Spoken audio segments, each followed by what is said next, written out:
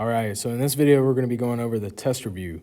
Very first question, it says, what can you say regarding the ethnicities of male versus females? So if you look, they give us a graph and they break it down by ethnicity and then also male versus female, okay? And they just want us to talk about the graph a little bit. So the very first thing I notice is that there are a lot more female Latinos than there are male Latinos. And then the other thing that I noticed was that Asians are pretty much identical in the male and female categories. So I'm going to say there are drastically more Latino females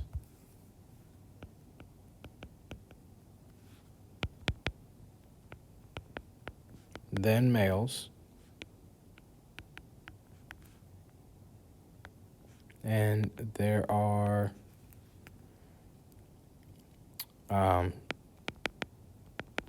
similar number of Asian males and females.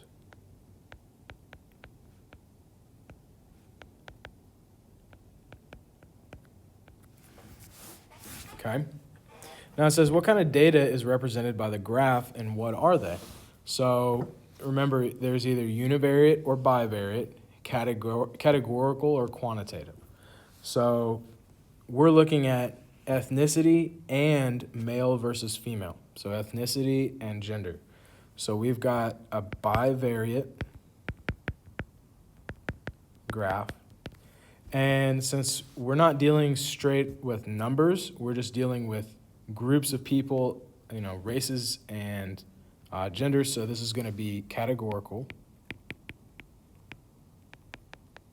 And it's asking, what are these categories? Well, we've got gender and ethnicity.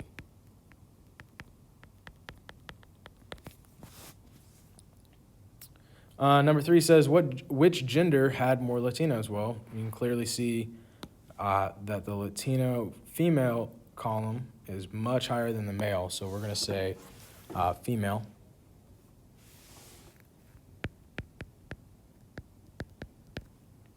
Number 4 says, what can you say about the distribution to the right of the frequency histogram?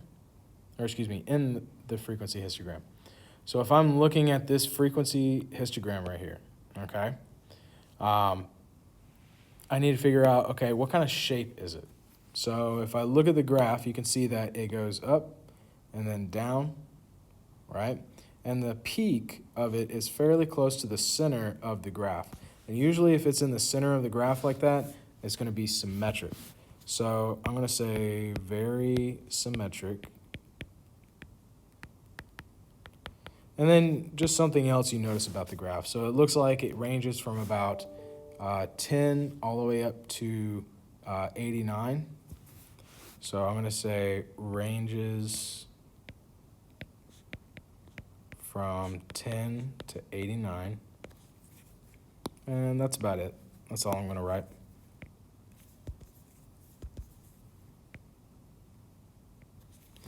Number 5 says, use the following 5-number summary to determine the mean and IQR. So remember, if we're doing mean and IQR, okay, you can use a graphing calculator. If you have a graphing calculator like this and you're going to hit stat, go to edit, and then you can put this data in a list. So I'm going to hit 70, 34, 81, 26, and 18. And then I go stat, calc, one variable stat. My data is in list 1, so I just leave that alone, hit calculate, and then boom. The number at the top, X bar, that is our mean, is 45.8. And if I go down just a little bit, median is 34. I'm doing IQR. So remember IQR, let me move this over here. IQR is Q3 minus Q1, which in this case, Q3 is 75.5, Q1 is 22. So our IQR is going to be 53.5.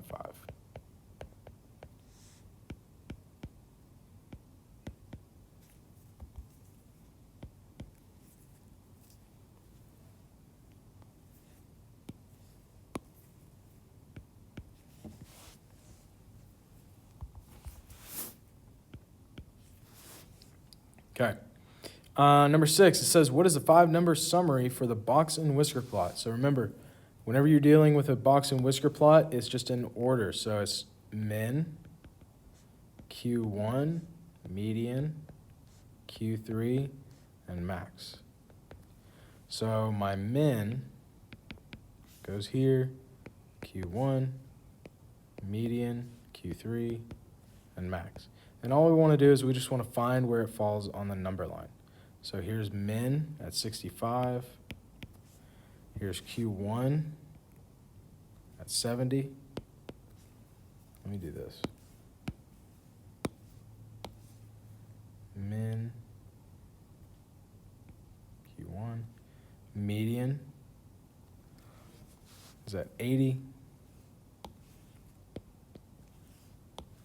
Q3 is at 90.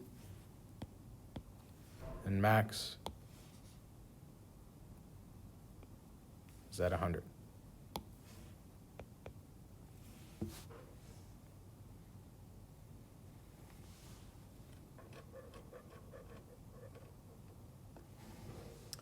Number 7 says, use the following data to identify the box and whisker plot. So they give us a list of data right here, okay? And they want us to figure out, is it A, B, C, or D that is the correct one? Well, what I would do is I would take this data and I would plug it into a calculator, okay? I would just plug this data in, stat, edit, go to list 1. I would clear it and get it ready, and I would just do 1, 5, 5, 7, 8, 8, 10, and 12. And you go stat, calc, 1 variable stats, list 1, and then boom. So I would get my 5-number summary from this. So I've got, let me move this over.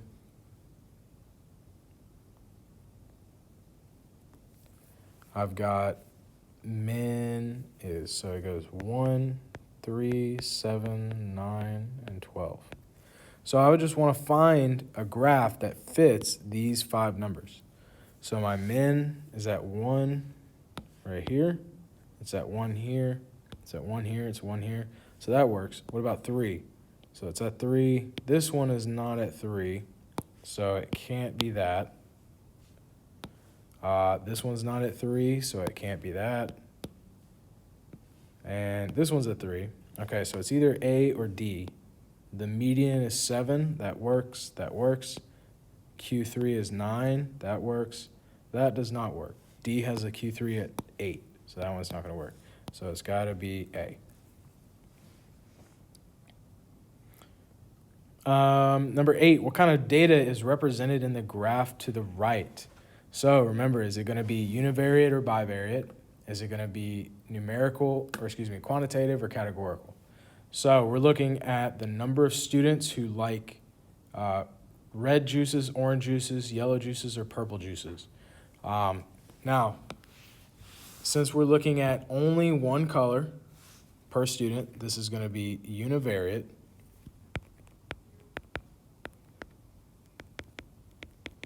And because we're looking at colors and not numbers, this is going to be categorical.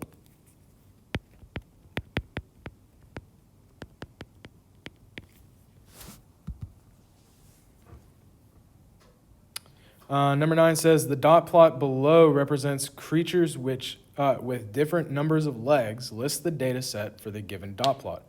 Are there any outliers?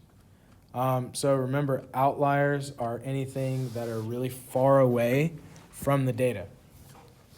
So really everything is so close together that it doesn't look like there's any. But let's list out the data like it said. We've got 0, 0. We've got 1, 1.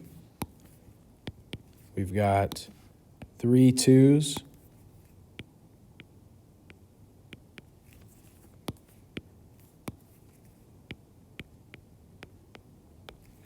And then we've got 2 3s. And based off this data, it doesn't look like there's any outliers, because an outlier might be something where they counted like a millipede and it's got 687 legs or something like that, way out here, right? And then number 10, what is the IQR of the given box plot? So remember, IQR is equal to Q3 minus Q1. So we need to find our Q3 and Q1. Well, Q3 looks like it's about right here. Or excuse me, Q1 is about right here. Q3 is about right here. So I'm going to have 90 minus 70. So IQR should equal 20.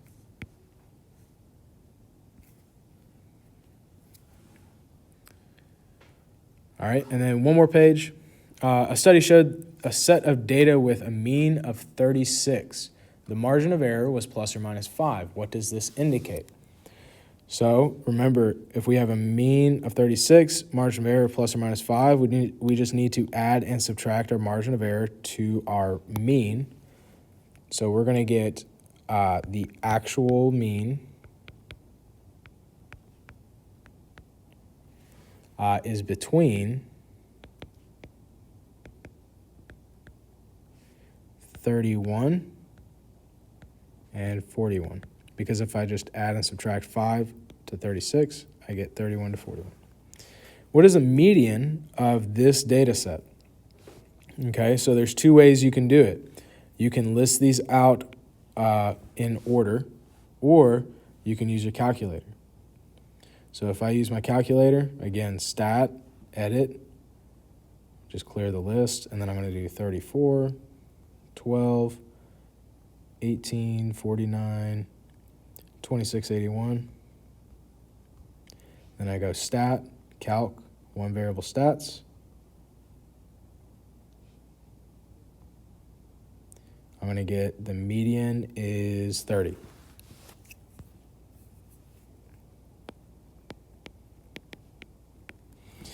And now it's asking for the IQR, but notice, be careful, this is a different set of data, okay?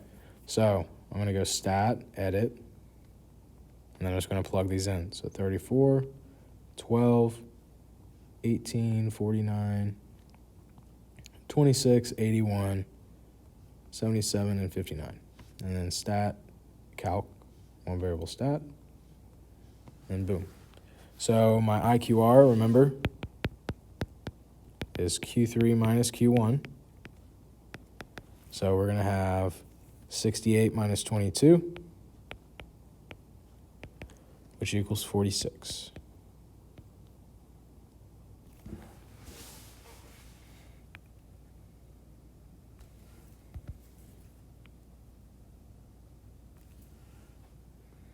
Number 14 says, what is the mean of the given dot plot? So if you're given a dot plot like this, what you can do is take, okay, I've got 3 0, whoa, excuse me. Okay, I've got 3 zeros. I've got 1, 2, 3, 4, 5 ones. 1, 2, 3, 4, 5, 6, 7, 8, 9 twos. Here's the 3s, here's the 4s, here's the 5s, 6, 7, 8. Okay. What you can do is you can type these in. Now, if you have a list of data that's 50 plus, 100 plus dots, you don't really need to do this, but because we have such a small amount of data, we are able to. So I've got 3 zeros, 5 ones,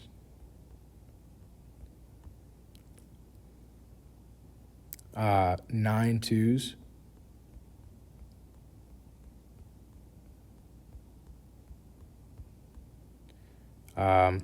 7 threes,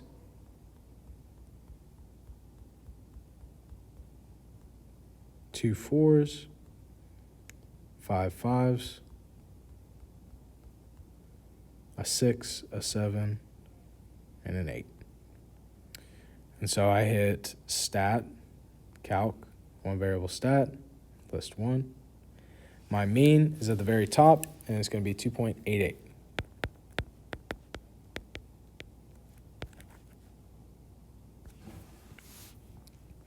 Now, is the data skewed left, right, or symmetric, and how do you know? So, because we have a tail going to the left side, like this, wherever the tail is going, that's the direction that it's skewed. If your data is in the perfect, like if you have a graph that looks like this and it's in the center, then it's symmetric. But if you have a tail going one way or the other, then it's skewed that direction. So since we have a tail going to the left, we know that this graph is going to be skewed left. So I'm going to say skewed left because the tail goes left.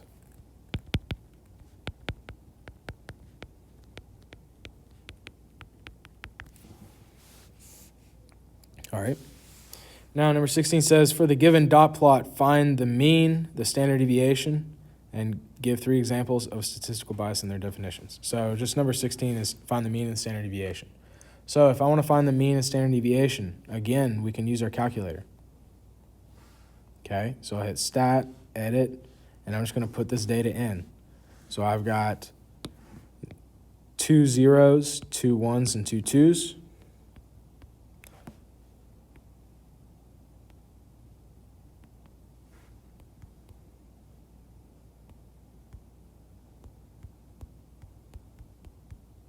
I've got 5 threes.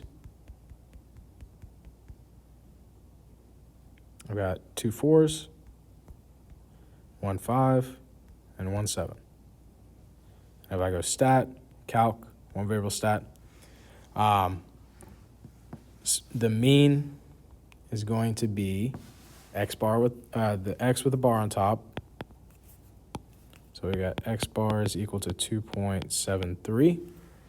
And then the standard deviation is Sx, and that equals 1.87. And then give 3 examples of statistical bias and their definitions.